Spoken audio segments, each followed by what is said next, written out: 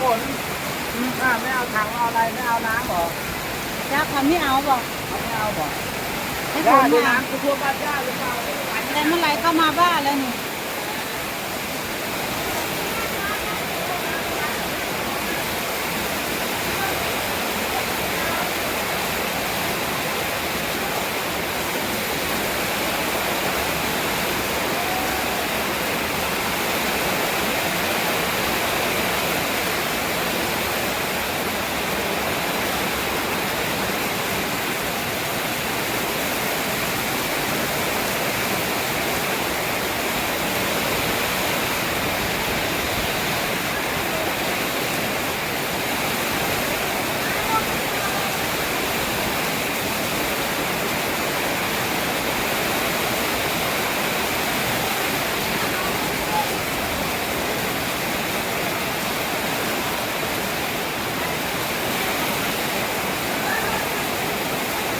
ฟ้ามันแห้งเลย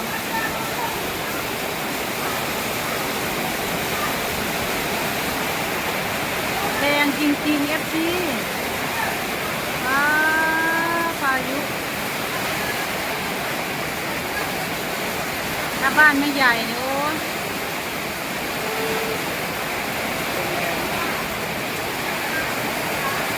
ทางนู้นเป็นภูเหล็กไฟใช่ไหม ใช่ภูเหล็กไฟ ทางนู้นอยู่ตรงข้ามบ้านย่า แมนตรงข้ามกับบ้านย่า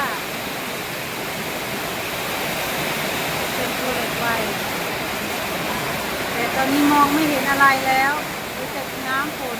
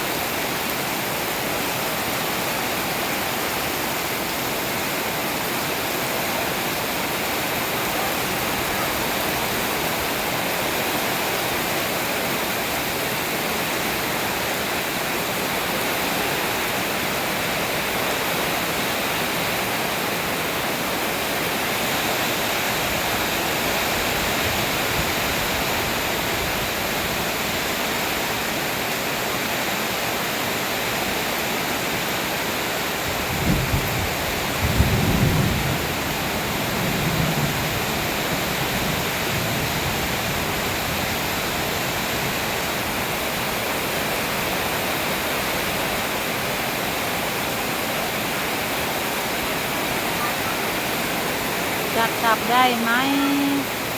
จำปาดงฝนแรงขนาดนี้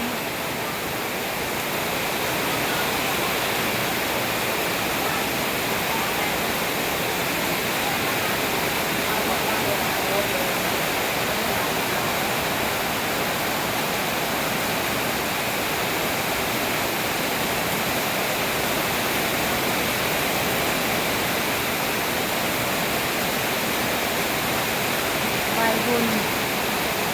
ไปบุญตากฝน